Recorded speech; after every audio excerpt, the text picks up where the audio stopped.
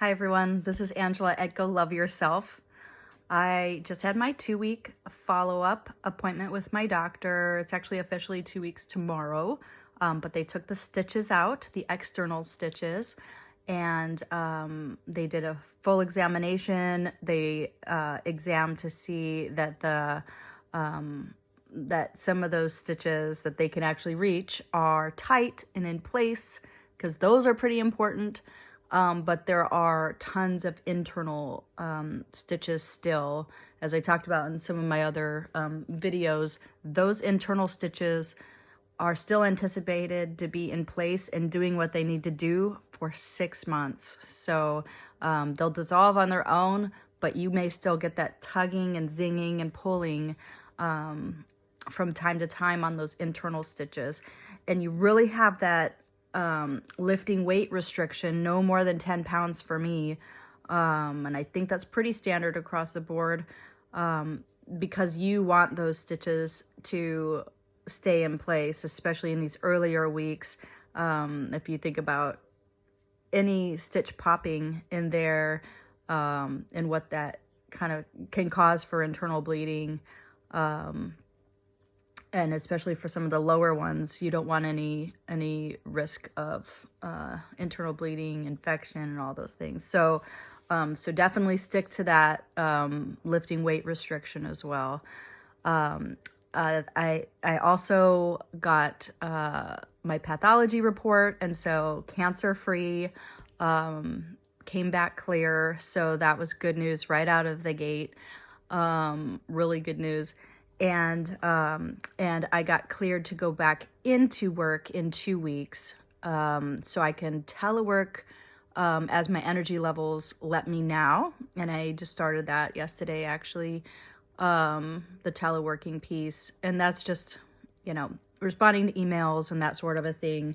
I kind of keep my work phone not far from me. Anyway, you might have saw that in the day one video, but now I can actually officially do that and then go into the office in 2 weeks. So still, doctor still not wanting me to just drive around freely yet. Worried about those energy levels and having to make any quick moves or jarring moves. But he's saying, keep my eye on that part, right? Still no swimming, and making sure that there's no sun exposure. So they did take the sutures out. I was going to show you one of those puncture wounds just to show you that it's really not too bad at all. If you're like me and you can scar a little bit more easily, you get those keloids or something, that extra scar tissue, you may want to be proactive with it. I'm going to start the scar strips, even though they're small, in about a week or so, just because the stitches just came off. So I'll give it about a week, and then I'll start using those strips, and just kind of letting it heal nicely. Now I just have that puncture and then 2 other small ones like that. One ended up being where the blood drain bag was, that I talked about, and the post-surgery ones.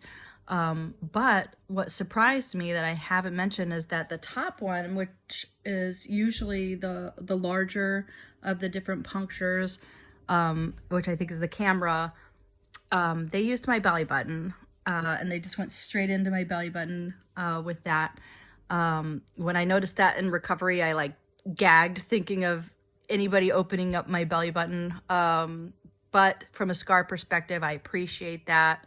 It's going to be hidden. That's not an experience for everybody. I know some doctors go above the belly button or just below the belly button. So yeah, I'm kind of okay with him repurposing the belly button, but yeah, it was not pleasant. Actually, they still left 1 stitch in there. I just checked, so I'm gonna end up doing that myself. But I've appreciated the support out there. Keep the comments coming. Truly appreciate it, and I'll send any updates as I can. But good luck on your journeys and safe adventures, everyone.